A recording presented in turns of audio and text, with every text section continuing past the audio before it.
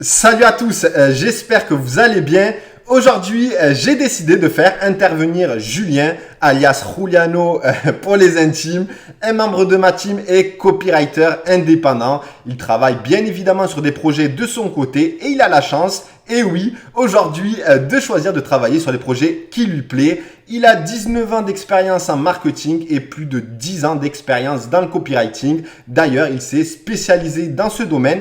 Et il va vous expliquer dans cette vidéo les grandes lignes du copywriting. Il est intervenu également dans plusieurs de mes gros projets e-commerce ainsi que dans d'autres business qui m'appartiennent pour des sites vitrines. Et je tiens d'ailleurs à le remercier pour cette vidéo car il va vous communiquer beaucoup de valeur et il le fait surtout avec très grand plaisir. Et d'ailleurs, il va également te communiquer un petit bonus que tu pourras récupérer grâce au code qui se trouve dans la description de cette vidéo. Il te suffit de le copier et de le coller dans la messagerie de ma page pour obtenir donc ce fameux bonus.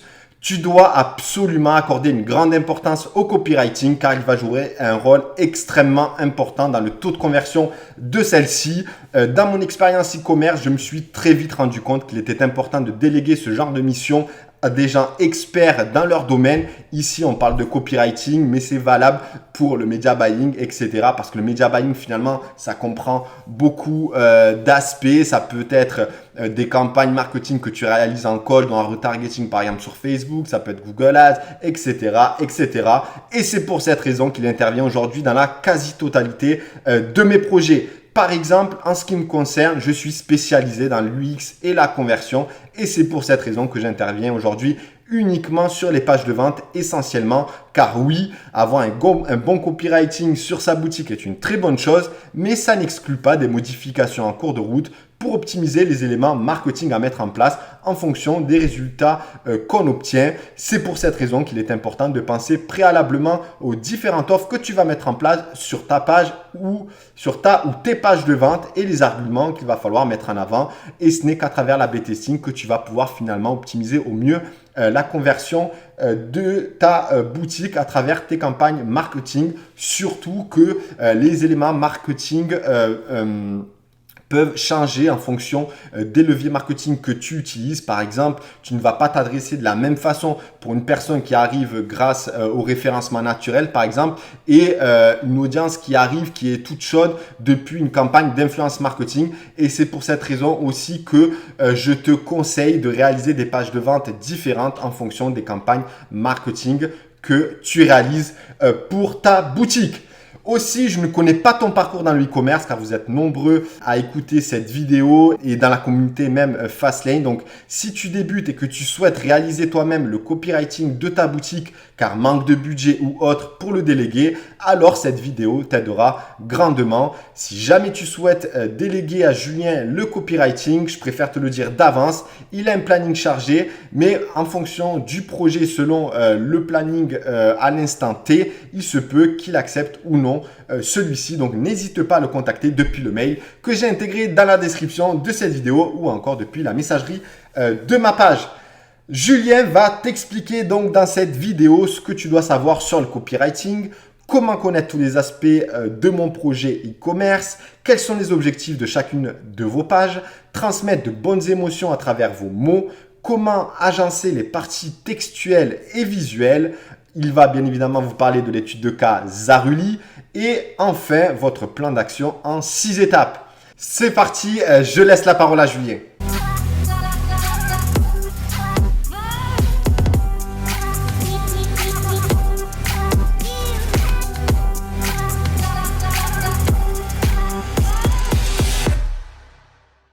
Bonjour et bienvenue dans cette vidéo, je suis très heureux de faire de votre connaissance.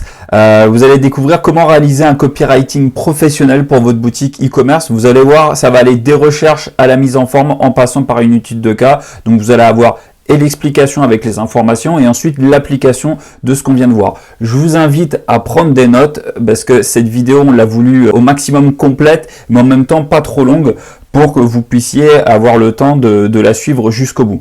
Ce que vous allez apprendre dans cette vidéo, c'est les étapes qui font un bon copywriting.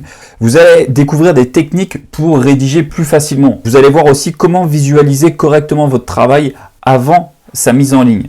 Parce que le copywriting, c'est plus qu'un travail de rédaction.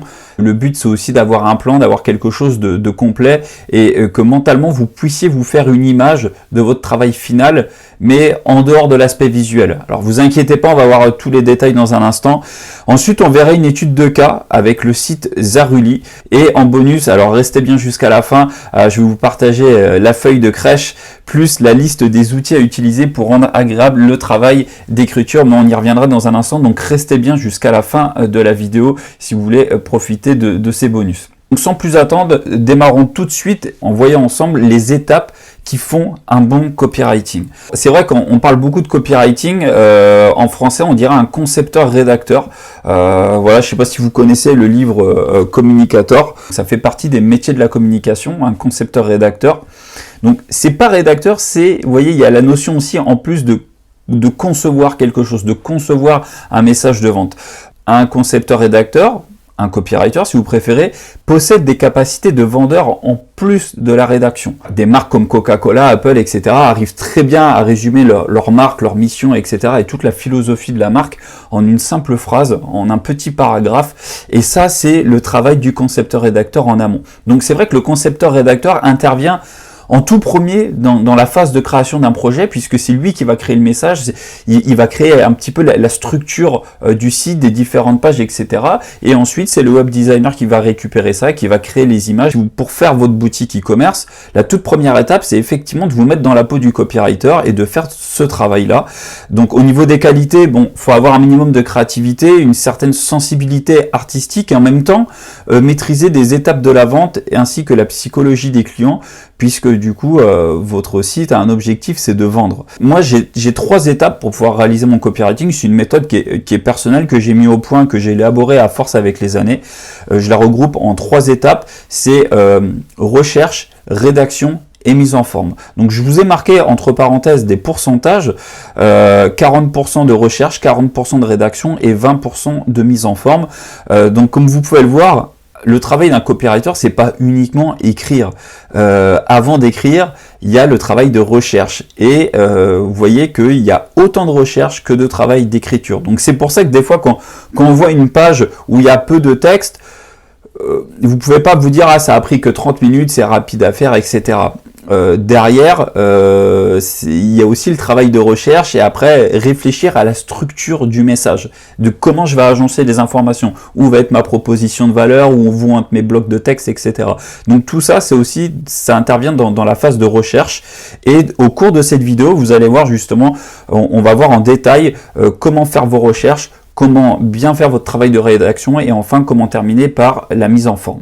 Donc sans plus tarder, passons à la première étape qui est l'étape des recherches. Vous avez besoin de connaître tous les aspects de votre projet e-commerce.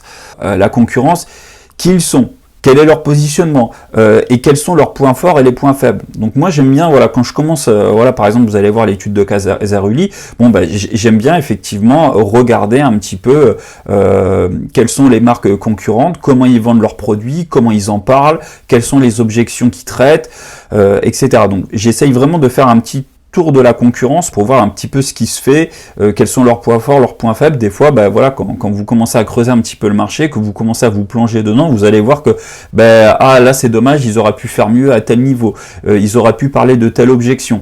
Après, vous avez des marques aussi qui se développent sur le marché américain et vous, par exemple, vous allez vous développer sur le marché français.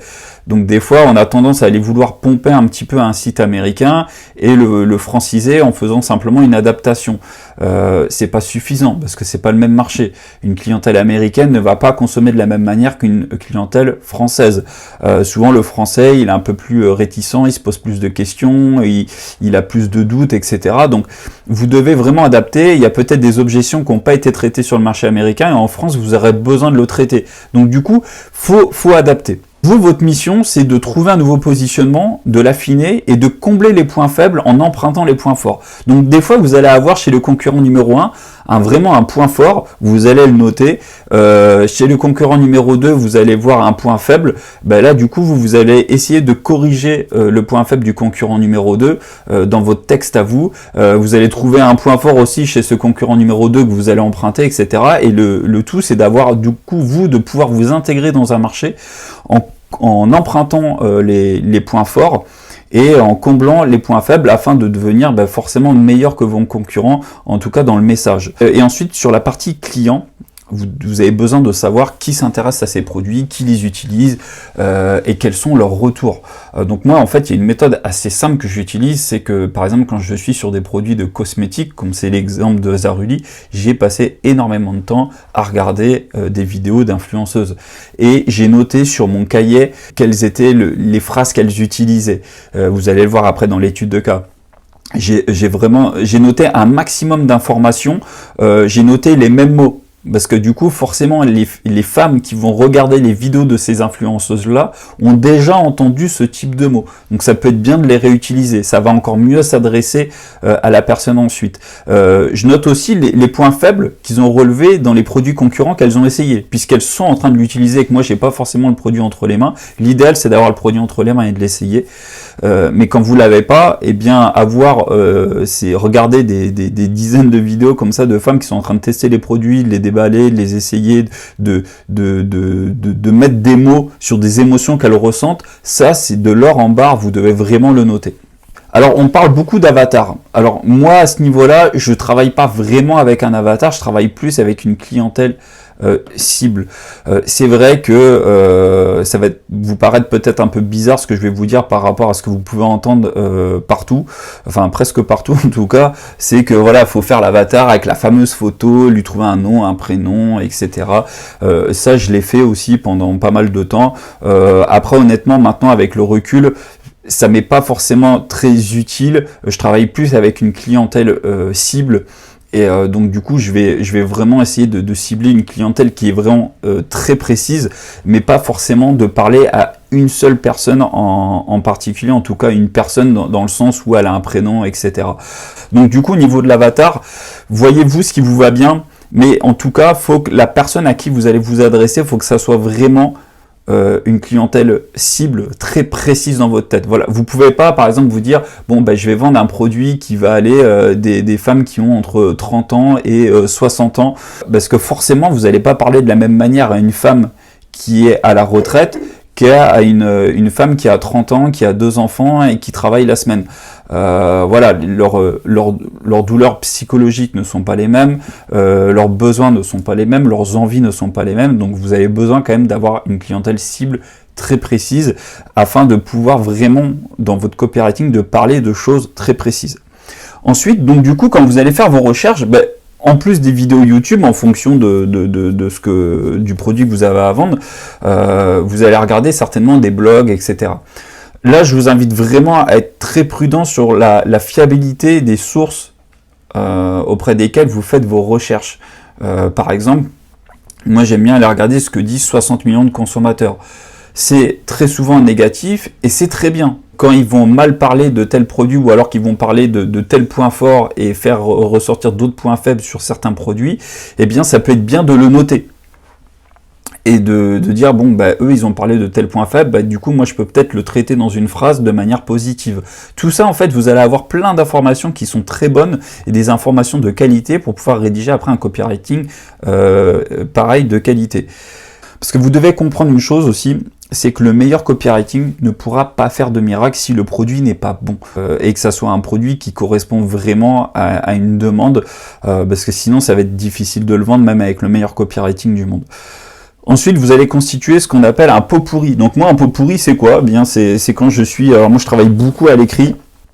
Voilà, je prends mes notes, donc je remplis des pages et des pages. Voilà, généralement pour un dossier, c'est entre 5 et 10 pages d'écriture, de recherche, etc. Ou alors vous pouvez faire aussi des notes, voilà, par exemple sur ordinateur, et après les classer à partir de mots-clés, etc. Et vous allez petit à petit vous construire une base de données. Donc votre pot pourri, ça va être quoi ? Eh bien, ça va être toutes les choses intéressantes que vous avez trouvées, et ensuite vous allez avoir votre base de données qui vous permettra ensuite de pouvoir vous imprégner du thème pour commencer à faire le travail de rédaction. Ensuite, je vous invite à analyser les structures des pages de vos concurrents. Donc, on va voir à quoi ça ressemble en fait quand vous allez sur un site, tout simplement. Vous voyez bien, vous êtes sur la page d'accueil, vous avez sur la home page, vous allez avoir voilà une image d'en-tête avec un slogan. Après, vous allez avoir des blocs visuels et textuels. Vous allez avoir voilà peut-être une partie iconographique, tout ça. Essayez de comprendre un petit peu comment ils ont fait. On appelle ça de la rétro-ingénierie un peu. Et essayer de comprendre un petit peu leur structure, et du coup vous après à partir de ça vous créez une structure qui vous est propre et qui correspond en fait à la cible à qui vous allez vous adresser. Peut-être que vous allez vous dire là c'est mieux moi j'aurais mis peut-être tel bloc texte en haut parce que je trouvais ça mieux, etc. Voilà un petit peu à quoi ressemblent les structures quand vous allez commencer à regarder des structures qui vous intéressent sur des sites. Et bien vous allez commencer, moi quand c'est ça, je prends un carnet, un dessin et je commence à me le faire. Après je le fais en version numérique, voilà, pour le partager aux clients. Je vais le faire aussi sur ordinateur, sur Illustrator ou Photoshop. Mais voilà, grosso modo, je commence à dessiner comme ça, à faire mes ronds, à faire mes dessins, etc. Et je commence à inventer une structure que je vais peaufiner. Et vous voyez, ça me permet déjà de voir un peu combien de types de paragraphes je vais faire. Voilà, par exemple, là, je sais que sur ma page produit, ça c'est ce que j'avais fait pour un client. Là, j'avais fait une FAQ. Et là, je savais que là, j'allais avoir une description courte de produit, mais qui était fourni par le client, mais qu'au final, j'ai refait. Et qu'ici, j'aurais 1, 2, 3, 4 blocs. Voilà, j'aurais 4 petits paragraphes à faire, avec voilà des sous-accroches, et je sais que ça sera orienté bénéfice émotionnel. Voyez. Donc ça c'est des choses qui sont assez simples. Si vous voulez, on pourra rentrer un peu plus en détail de ces parties-là, de tout ce qui est bénéfice, etc. dans d'autres vidéos. Mais voilà, c'est important déjà de pouvoir un petit peu structurer votre travail et de voir un petit peu dans quel sens vous allez partir et sur quel type de structure vous allez développer votre site. Ce que vous devez comprendre aussi, c'est que sur un site e-commerce, en fait, chaque page possède un objectif. La page d'accueil a pour objectif de guider le client à travers le site. C'est un petit peu comme dans un magasin. Vous voyez vraiment votre boutique e-commerce, c'est une boutique e-commerce, mais ça pourrait être une boutique de commerce. Une boutique de commerce serait une boutique physique, une boutique e-commerce, une boutique en ligne. Mais l'idée est la même, c'est-à-dire que quand vous arrivez dans un magasin, vous allez avoir des ILV, donc des informations sur le lieu de vente, vous allez avoir de la PLV, donc la publicité sur le lieu de vente, vous allez avoir en fait des informations qui vont vous permettre de vous guider dans le magasin, de savoir où se trouve tel produit. Quand vous allez à Leclerc, par exemple, faire vos courses, il y a des panneaux où il y a marqué conserve, où il y a marqué condiments, etc. Donc vous arrivez à vous guider rapidement dans le magasin. Et bien votre site e-commerce, votre boutique doit être conçue de la même manière. L'accueil a pour but de guider le client à travers le site. La boutique a pour but de présenter la gamme des produits. La page produit a pour but de vendre. Alors c'est pour ça que quand vous faites de la pub avec des influenceurs, vous envoyez pas sur la page d'accueil, vous envoyez sur une page produit. Pourquoi ? Le travail de renseignement a déjà été fait par l'influenceuse. Vous voyez, donc du coup après on renvoie sur la page produit qui elle va vraiment enfoncer le clou, et le but c'est de vendre, elle n'est pas faite pour autre chose. La page à propos, l'objectif de cette page c'est de créer l'histoire de la marque et de raconter la mission. La page FAQ a pour but d'informer et de rassurer, et ça correspond pareil à une certaine cible de clientèle. Ce sera peut-être vos clients qui hésitent encore avant d'acheter, parce qu'ils se posent des questions, parce qu'ils savent pas qui vous êtes, etc. Ils ont besoin d'être rassurés. Et généralement, ces clients-là vont arriver dans la FAQ. C'est pour ça qu'une FAQ, faut pas la bâcler. Ça se travaille aussi. Et ensuite, la partie blog. Donc là, on est vraiment dans la partie marketing de contenu. Là, vous allez vous adresser à des gens qui recherchent peut-être des informations. Et ce qui se passe souvent, quand on tombe sur un site qui nous renseigne bien, etc. Et bien, le jour où on est prêt à acheter, on est plus disposé à acheter auprès de la personne qui nous a bien renseigné. C'est un peu comme dans un magasin. Si vous allez toujours dans un magasin informatique où le vendeur il est super, il vous donne toujours des bonnes informations, qu'est-ce qui va se passer le jour où vous voulez acheter un ordinateur ? Vous irez naturellement chez lui. En tout cas, votre cerveau vous dira d'aller là-bas parce que il y a un bon contact, et surtout vous lui faites confiance, parce qu'il vous donne des informations pertinentes. Pareil sur la partie blog, c'est une partie à pas négliger si vous voulez vraiment créer, on va dire, une marque, et que c'est pas un site éphémère qui va durer que 15 jours. Donc à la fin de vos recherches, vous devez avoir la liste de vos concurrents, vos notes et la structure des pages. Passons sans plus tarder à l'étape numéro 2, qui est l'étape de la rédaction. Donc là, on va parler un peu plus écriture. Donc ça, c'est un peu plus compliqué pour peut-être pour certains d'entre vous. Et le but de cette partie-là, c'est de transmettre de bonnes émotions à travers vos mots. Donc effectivement, l'écriture, c'est pas une pratique naturelle. C'est pas une pratique naturelle parce que souvent, ça nous rappelle l'école et ça rappelle pas forcément des bons souvenirs. Mais vous allez voir que le copywriting, c'est cool en fait, c'est agréable, ça n'a rien à voir avec l'écriture que ce que vous pouvez, de ce que vous avez pu découvrir à l'école. Votre texte, là, que vous allez faire, doit mettre le lecteur dans une ambiance propice à l'achat. Donc voilà, on n'est pas là pour décorer une page blanche, on est là pour créer de l'émotion, pour créer une ambiance. Le copywriting transmet des émotions avant les informations. C'est pour ça, par exemple, que vous allez sur le site d'Apple, qui sont des sites qui sont vraiment très bien pour pouvoir comprendre quelle est l'importance d'un bon copywriting. Sur ces sites-là, vous voyez bien qu'il y a peu d'informations techniques, il y en a quand c'est vraiment nécessaire. Et on est vraiment dans l'émotion, en fait.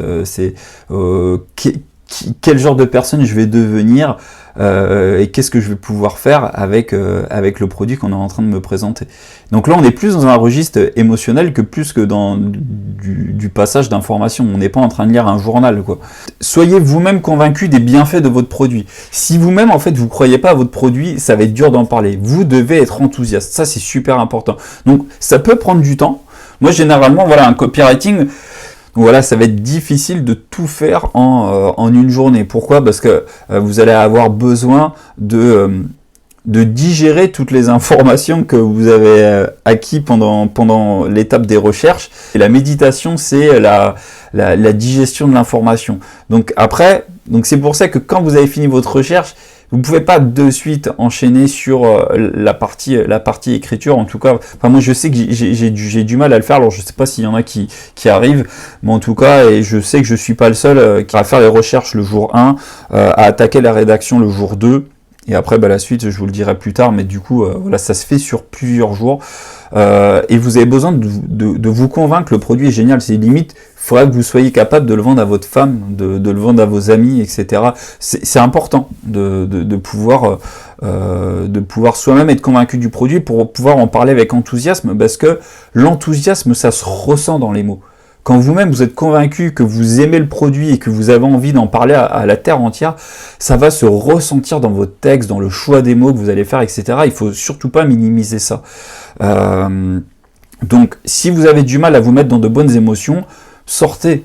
Allez faire une balade, allez faire du vélo, dessiner. Moi, j'aime bien, par exemple, faire la vaisselle. Quand j'ai fini mes recherches, etc., je vais faire la vaisselle, je vais aller me promener, je vais aller m'aérer la tête. Je vais aller prendre une douche. Je vais faire tout sauf le boulot. Surtout, la pire des choses, c'est de rester devant son écran d'ordinateur.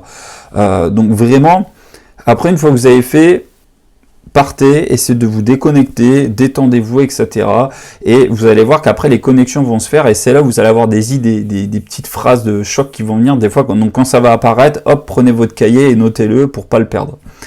Ensuite, sur la partie vraiment rédaction, écrivez en écoutant de la musique. Alors ça, c'est un truc qui est tout bête, mais de la musique classique ou de film. Alors moi, c'est ce que j'écoute.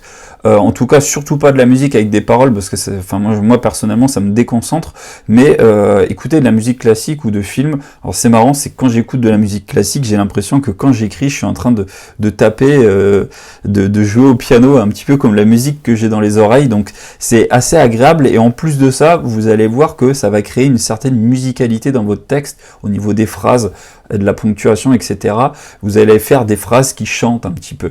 Vous allez faire, vous allez retrouver limite le rythme de la musique. Je vais peut-être un peu loin, mais dans vos phrases, après, quand vous allez relire sans la musique, vous verrez que vous allez retrouver une certaine musicalité avec des phrases qui coulent, etc., avec des phrases un coup plus longues, un coup plus courtes, etc. Ça va être hyper intéressant.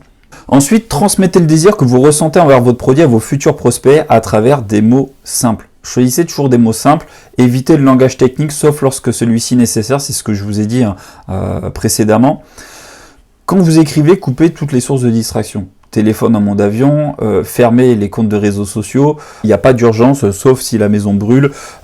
Si vous avez des enfants, la famille, etc., dites bien à ce moment-là que là, vous allez écrire pendant 1 heure. Il faut vraiment que personne vienne vous déranger, sinon c'est pas possible. Et vous allez vous retirer de cette émotion-là et du coup ça va se ressentir après au niveau de votre écriture. Donc après là, quand vous écrivez, c'est focus, c'est l'écriture, il n'y a aucune source de distraction, vous coupez tout. Le monde ne va pas s'arrêter de tourner si vous n'êtes pas joignable pendant 1 heure.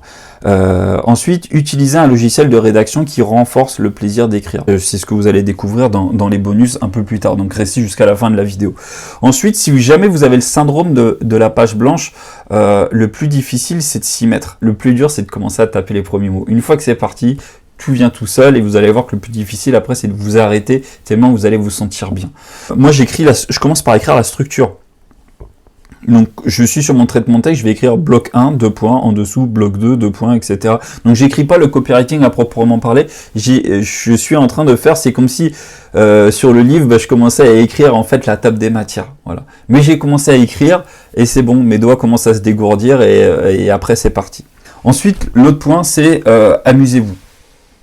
Le copywriting, c'est avant tout du plaisir. Donc, comment vos prospects pourraient prendre du plaisir à vous lire si vous n'avez pas pris du plaisir à le réécrire? Donc ça, c'est évident. C'est pour ça que je vous disais tout à l'heure, effectivement, l'enthousiasme que vous avez quand vous écrivez, ça se ressent à la lecture. Donc, vous devez vous amuser. Voilà, prenez-le comme un jeu, vraiment. Et ensuite, on va terminer cette partie-là sur relisez un autre jour et à haute voix. Ensuite, corrigez et ensuite relisez. Donc moi j'appelle ça la relecture 1, la correction à la relecture 2. Donc c'est bien de relire un autre jour que l'écriture. C'est pour ça que généralement le jour 1, je fais mon travail de recherche, le jour 2, j'écris. Des fois beaucoup plus que ce que j'avais pu penser à la base. Et la relecture, je la fais le lendemain. Le lendemain, je me lève, déjà généralement après une séance d'écriture, vous allez être un peu vidé, quoi, parce que quand vous videz votre tête sur l'écran, après vous êtes quand même fatigué. Hein. Si vous avez vraiment donné toute votre énergie, votre enthousiasme, etc., vous y avez mis tout votre cœur, vous allez être un peu KO. Donc après vous coupez, vous laissez passer une nuit, on dit souvent que la nuit porte conseil, et c'est vrai. Le lendemain, vous faites la relecture. Et dans cette phase de relecture-là, vous allez voir que vous allez changer des phrases, vous allez modifier. Là, vous allez voir que dans un paragraphe, vous avez utilisé 3 ou 4 fois le même mot. Donc, vous allez chercher des synonymes pour pas faire des redondances et trop de répétitions. Donc, vous allez faire ce travail de remodelage un petit peu. Et une fois que ce travail de remodelage est terminé, vous allez le relire. Et ensuite, ce que vous allez faire, c'est que vous allez le corriger. Donc moi, après, restez jusqu'à la fin de la vidéo, puisque du coup, vous pourrez télécharger la boîte à outils du Parfait Copywriter, et dedans, je vous partagerai un outil de correction que j'utilise perso et qui est vraiment très bien. Et ensuite, une fois que vous avez corrigé votre texte avec le correcteur automatique, prenez un correcteur professionnel pour éviter les fautes. Il y en a toujours qui passent à travers les mailles du filet, mais bon, au moins, là, vous limitez vraiment les dégâts si vous n'êtes pas très bon en orthographe, en conjugaison et tout ça. Et ensuite, une fois que c'est corrigé, vous allez faire une dernière relecture. Donc, c'est pour ça, là c'est pour ça que vous ne pouvez pas faire tout ça une fois que vous avez terminé d'écrire, parce qu'à la fin, votre cerveau, il n'en peut plus. Donc, du coup, quand votre cerveau, il n'en peut plus, qu'est-ce qui va se passer? C'est que vous êtes plus efficace. Vous avez pu voir les petits détails qui font toute la différence, parce que vous êtes fatigué. C'est pour ça que c'est bien de séparer la partie créative de la partie où là c'est moins de la créativité, puisque là vous êtes dans la correction, dans la relecture. Voilà, vous êtes plus dans un travail de critique que de création. Donc c'est bien de le faire un autre jour. Et après vous faites une dernière relecture. Et une fois que vous avez terminé ça, eh bien bravo, vous avez terminé la deuxième étape, qui est donc l'étape de rédaction. Nous en arrivons donc à la troisième étape, qui est l'étape de la mise en forme. C'est là où on voit la différence entre un travail simplement de rédacteur et un travail de concepteur-rédacteur, donc un travail de copywriter. Vous allez vous poser la question, comment je vais agencer mes parties textuelles et visuelles? Mais rappelez-vous, vous avez déjà fait votre plan au préalable. Hein, vous avez fait votre rétro-ingénierie auprès de vos concurrents, vous avez créé votre structure, et là vous allez passer à l'étape suivante, qui va être de la mise en forme, puisque vous avez aussi du coup terminé la rédaction. Ce qu'il faut comprendre, c'est que les images que vous allez mettre à côté de votre texte sur votre boutique e-commerce viennent enfoncer le clou, ça vient appuyer le message, ça s'articule autour du message. Voilà. Vous entendez très certainement souvent que effectivement la partie visuelle en e-commerce et tout ça, c'est important. Mais ça vient pas avant le message. C'est le message qui vient d'abord. En fait, quand vous avez votre message, vous avez créé votre ambiance, l'ambiance de votre marque, vous avez créé quelque chose, et c'est à ce moment-là où ça sera plus facile de trouver des images une fois que vous avez fait le travail du concepteur-rédacteur.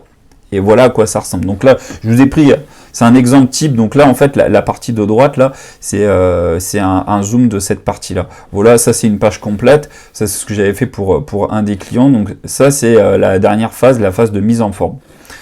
Donc les images doivent appuyer le texte. Regarder uniquement les images doit permettre de comprendre le message. Ok. Et lire seulement le texte doit permettre de se représenter mentalement les images.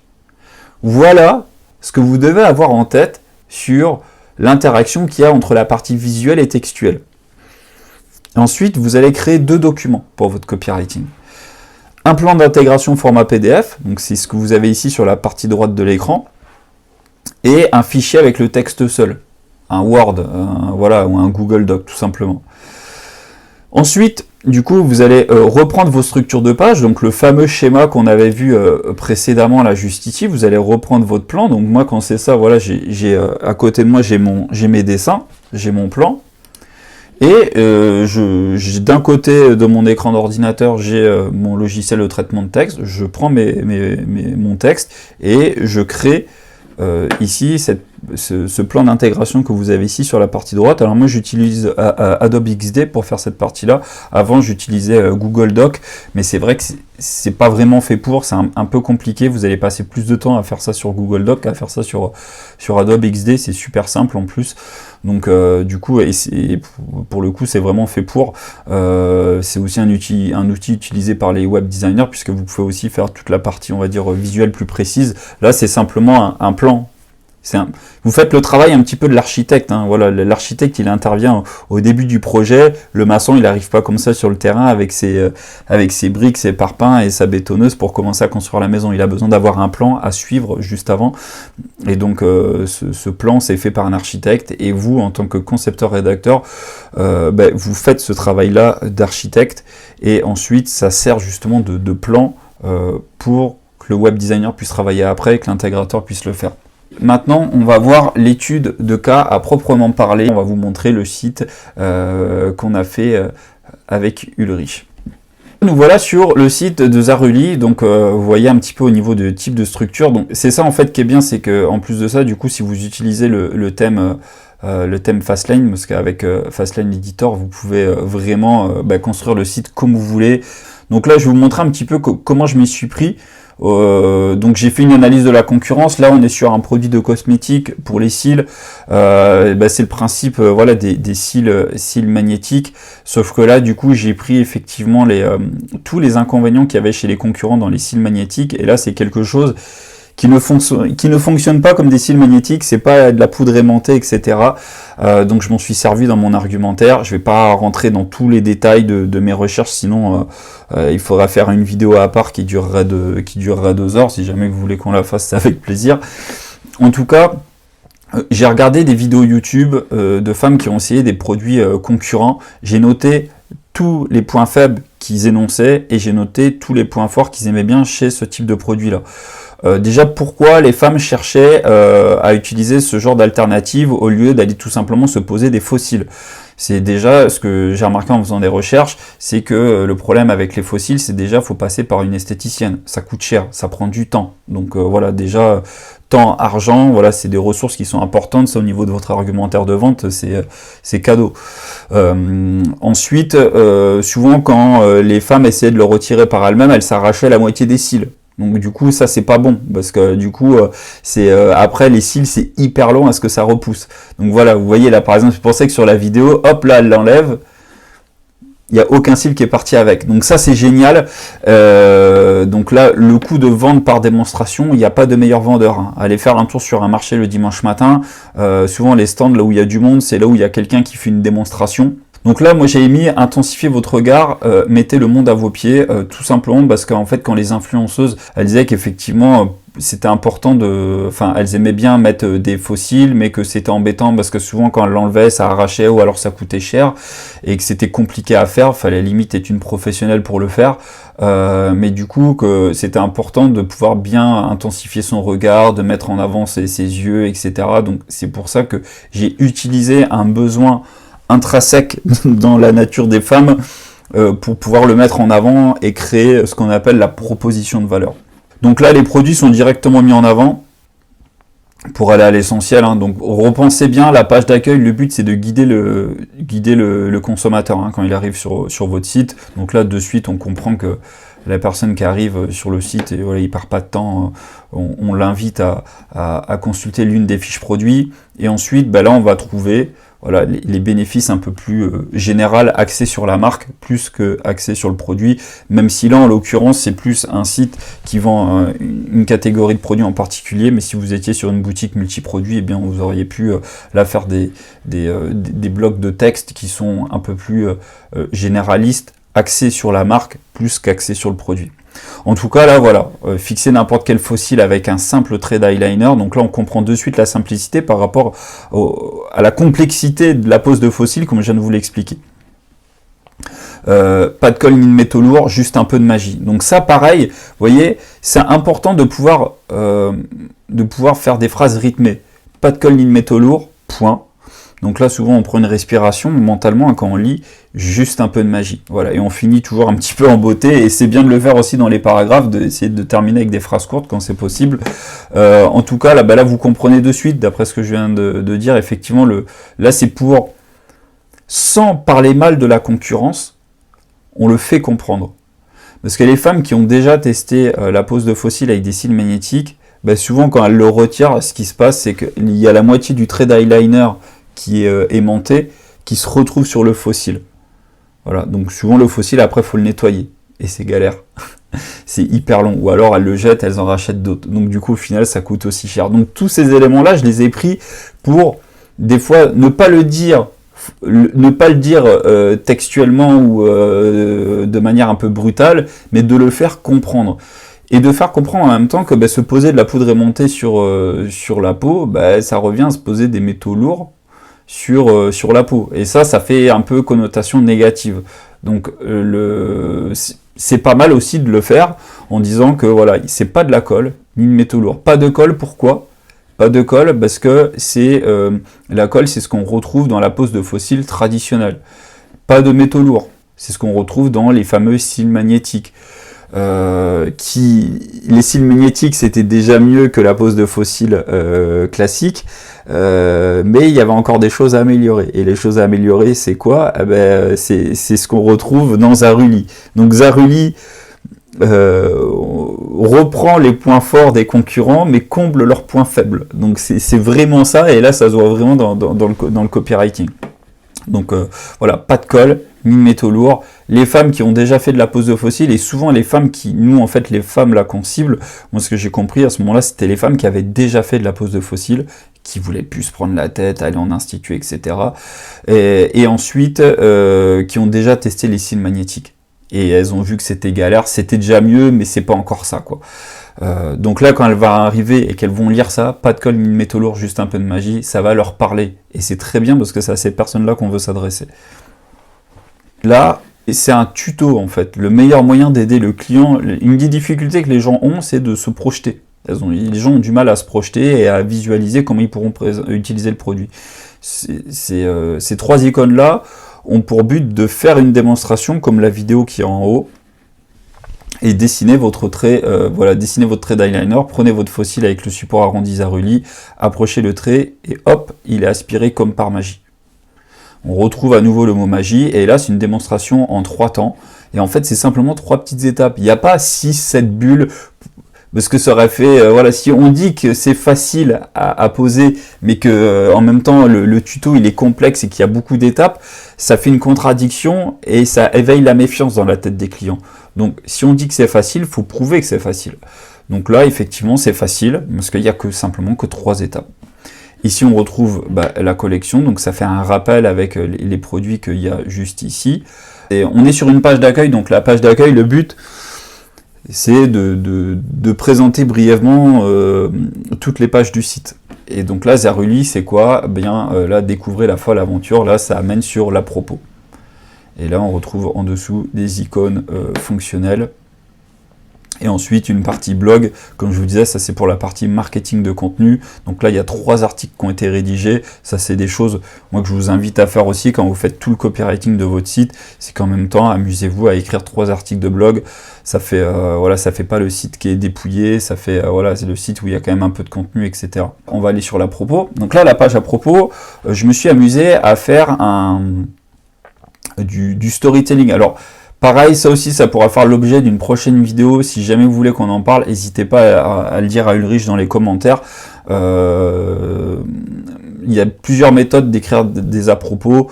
Voilà, moi j'ai différentes méthodes entre le fameux storytelling ou alors rentrer un petit peu dans la partie historique des produits en fonction de votre thématique, etc. Enfin, il y a vraiment pas mal de méthodes qui sont très intéressantes à explorer. En tout cas, c'est un peu plus long qu'un à-propos classique. J'ai voulu un petit peu me mettre dans la peau de ces femmes qui ont testé déjà la pose de fossiles en institut, qui ont déjà essayé les cils magnétiques et que finalement elle en est arrivée à inventer Zaruli, donc qui est la pose de fossiles par excellence, où il n'y a pas de colle, il n'y a pas de métaux lourds, c'est hyper facile à poser, etc. Et puis c'est rapide. Donc j'ai utilisé des mots que je retrouvais dans dans les vidéos YouTube et que j'avais donc sur mes notes. Donc du coup, c'est pour ça que quand vous faites des bonnes recherches, tout vient tout seul, quoi. L'histoire d'une incroyable recette qui a déjà simplifié la vie de 94 750 quiches de la pose de fossiles. Donc là, vous voyez bien que là, j'ai utilisé un mot, quiche. Donc ça, c'est ce qu'on retrouve dans les vidéos YouTube, puisque souvent, je l'ai entendu, ça, ah ouais, je suis une quiche dans la pose de fossiles, etc. Donc là, je le mets, puisque du coup, comme je vous le dis, une fois de plus, on s'adresse à ces femmes-là qui ont déjà testé la pose de fossiles, qui ont déjà testé la pose de cils magnétiques, etc. et qui, au final, en reviennent et cherchent encore d'autres solutions, d'autres choses à tester. Donc si elles lisent ça, elles se disent, ça, c'est fait par quelqu'un qui est comme moi. Donc forcément, le pouvoir de s'identifier à la personne qui a écrit le texte qu'on est en train de lire, ça c'est plus fort que tout. Donc trop technique pour moi, les fossiles à coller me prenaient un temps fou pour un résultat vraiment, mais vraiment pas terrible. Donc là, je parle vraiment comme une... Si, je parle comme la catégorie de femmes à qui on s'adresse, hein, tout simplement. La méthode des cils magnétiques me semblait révolutionnaire au début seulement. Voilà. Ça donne envie de lire la suite. Donc le but... Vous savez, il y a plusieurs niveaux de lecture. Le niveau numéro 1, c'est de lire simplement les titres. Donc, et le but de chaque titre, c'est de faire rentrer les gens dans les paragraphes. D'où l'intérêt de pouvoir écrire des petits paragraphes pour faciliter la lecture. Et comme ça, s'il y a vraiment une partie qui intéresse, vous voyez que même, il faut qu'on soit capable, rien qu'en lisant les sous-titres, à comprendre le sens global du texte. Regardez, l'histoire d'une incroyable recette qui a déjà simplifié la vie de 94 750 quiches de la pose de fossiles. Ok. Trop technique pour moi, les fossiles à coller me prenaient un temps fou pour un résultat vraiment, mais vraiment pas terrible. Là, on comprend qu'on parle des fossiles. La méthode des cils magnétiques me semblait révolutionnaire au début seulement. Là, je comprends qu'on parle des cils magnétiques. La seule idée de me mettre de la poudre aimantée et d'autres métaux lourds juste à côté des yeux m'effrayait.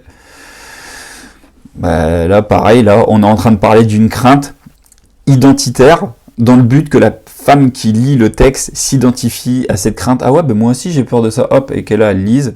Ensuite, jusqu'à cette belle journée de juin 2020, qu'il pleuve, qu'il vente, Zaruli s'accroche et reste avec vous. Voilà, on comprend en fait la structure du texte sans avoir lu tout le texte, uniquement en ayant lu les sous-titres. Donc voilà pour l'à-propos, travaillez bien votre à-propos aussi, parce que c'est pareil, souvent c'est une page qui est un petit peu... blégué et qui est un petit peu mis à l'arrière-plan, et je trouve ça un peu dommage parce qu'il y a tellement de belles choses à faire dans un à-propos, et ça rassure les clientes, c'est ce qui fait la différence entre un site éphémère et une vraie marque.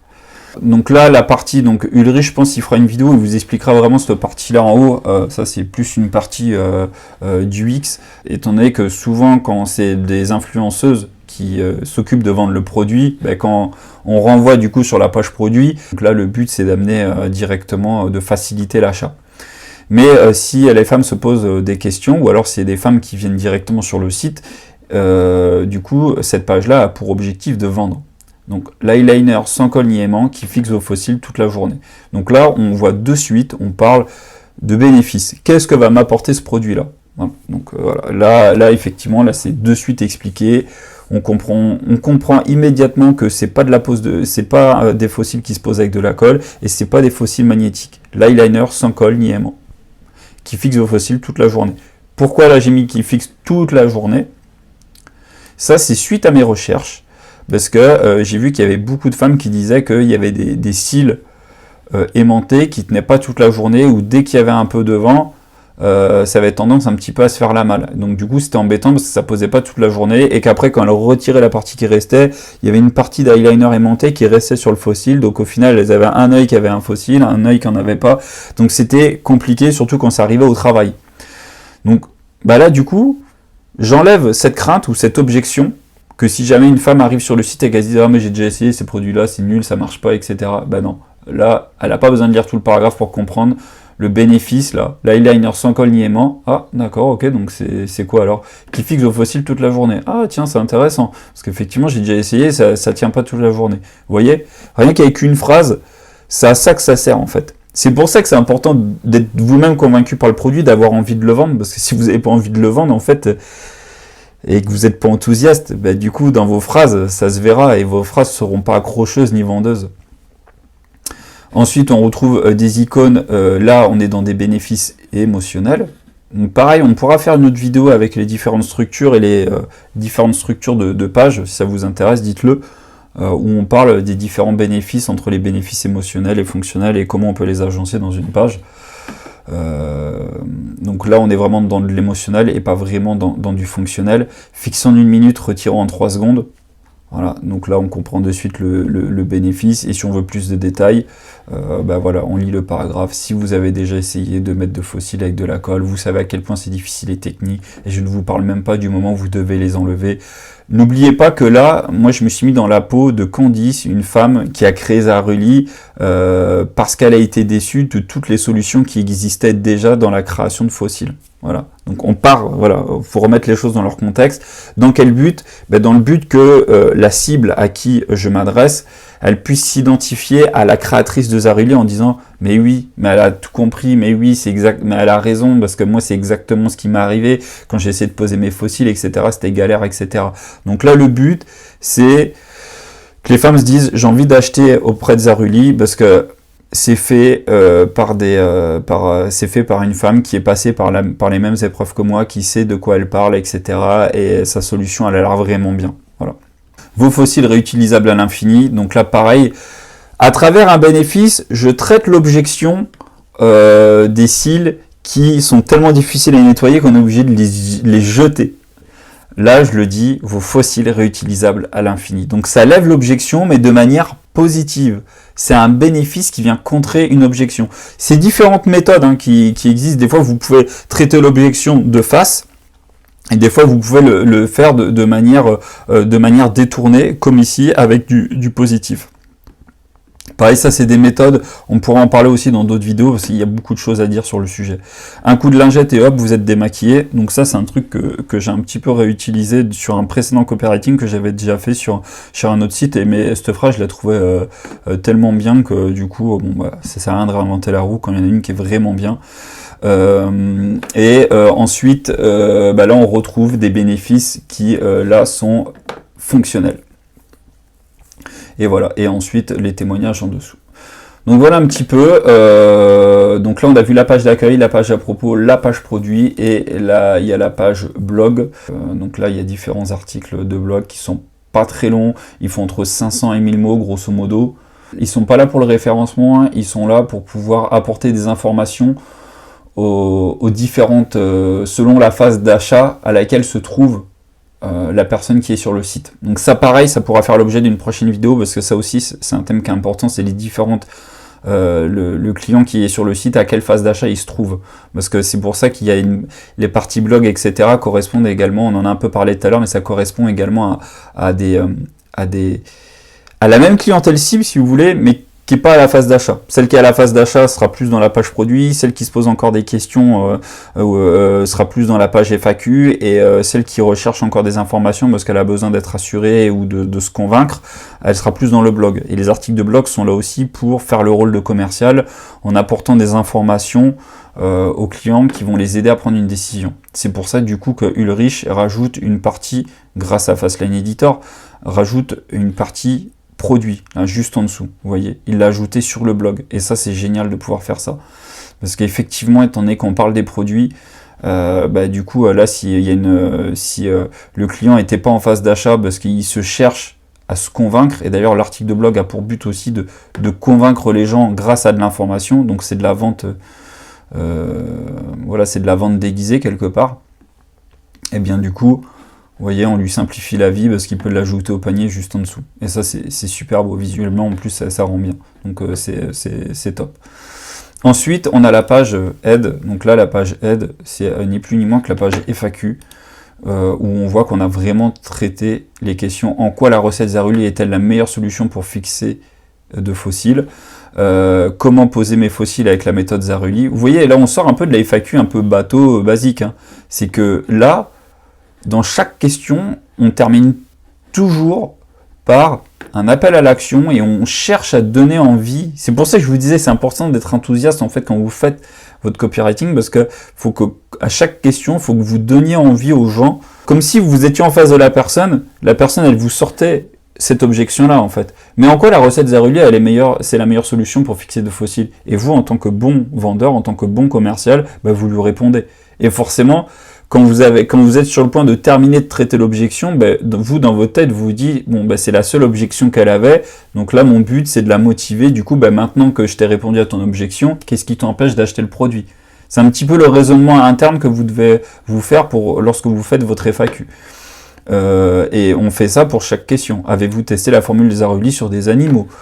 Combien de temps dois-je attendre pour recevoir ma commande? Si je suis déçu par Zaruli, puis-je me faire rembourser? À quelle occasion est-ce que je peux porter de fossiles? Voilà, donc on retrouve vraiment des questions, même il y a des questions qui sont en fait du pur argumentaire, mais étant donné que j'avais encore des arguments à donner et que je ne pouvais pas le mettre dans la page produit, sinon ça aurait fait trop long, et bien ça c'est des choses que je me garde sous le coude au chaud et que je me dis, tiens, ça je mettrais ça dans la FAQ. Parce qu'il y a des choses, vous voyez, ça c'est du pur argumentaire commercial. À quelle occasion est-ce que je peux porter de fossiles? Ça, c'est parce qu'au début, j'avais pensé à le mettre dans la page produit, à faire une partie pour un mariage, un anniversaire, une sortie, etc. On peut faire ça. Mais au final, je me suis dit non, ça fait trop de choses. Il y a des choses plus importantes à traiter dans la page produit. Donc du coup, étant donné que j'avais quand même envie d'en parler, je me dis je le garde pour la FAQ. Et en même temps, ça fait travailler. Voilà. Avez-vous testé la formule Zaruli sur des animaux? Je me dis c'était bien de développer cette partie-là, puisqu'il y a quand même dans la clientèle cible qu'on vise, il y a quand même beaucoup de personnes qui de plus en plus sont sensibles à la souffrance animale, donc c'est bien d'en parler quand même. Et comment poser mes fossiles avec la méthode Zaruli, on le voit déjà en page d'accueil, mais c'est bien aussi de le traiter dans la FAQ, c'est ça qui fait la différence entre un site, on va dire, bateau, et un site plus professionnel, c'est qu'on accompagne vraiment le client jusqu'au bout. Et voilà pour le site Zaruli, donc n'hésitez pas à faire un tour sur le site, et si jamais il y avait des choses en particulier que vous voulez qu'on traite en détail dans une prochaine vidéo, eh bien dites-le dans les commentaires ou à Ulrich. Et voilà, maintenant cette vidéo est bientôt terminée, donc là pour finir, c'est à vous de jouer, donc revoyons rapidement les 6 étapes pour pouvoir réaliser un copywriting professionnel pour votre projet e-commerce. Premièrement, analysez votre marché. Deuxièmement, faites vos recherches. N'hésitez pas à revenir en arrière dans la vidéo, regardez bien, reprenez les notes si vous avez pris des notes, comprenez bien vraiment ces différentes parties-là. Ensuite, troisième étape, créez vos structures de page. Quatrièmement, écrivez en vous amusant. L'écriture, il ne faut pas le voir comme un poids. Si vous le faites comme un poids, ça va se ressentir dans votre lecture et votre texte ne sera pas du tout accrocheur. Amusez-vous à écrire et les gens s'amuseront à vous le lire. Ensuite, cinquième étape, relisez, corrigez, relisez. Voilà, donc c'est la prise en sandwich. La correction est toujours prise en sandwich par de la relecture. Et enfin, mettons en forme, ce qui permettra de faciliter la vie au web designer ou à l'intégrateur. Voilà, cette vidéo est terminée. Merci vraiment à tous de l'avoir suivi. Je vous invite à télécharger gratuitement l'anti-sèche. On vous a préparé un PDF qui reprend vraiment les grandes étapes que vous pourrez imprimer et garder sur votre bureau lorsque vous faites le copywriting d'un nouveau projet e-commerce. En plus, en bonus, on vous joint la trousse à outils du parfait copywriter où dedans, en fait, je vous partage les outils que j'utilise pour améliorer mon efficacité lorsque j'écris. Voilà. Merci beaucoup d'avoir suivi cette vidéo et je vous dis à très bientôt. Salut!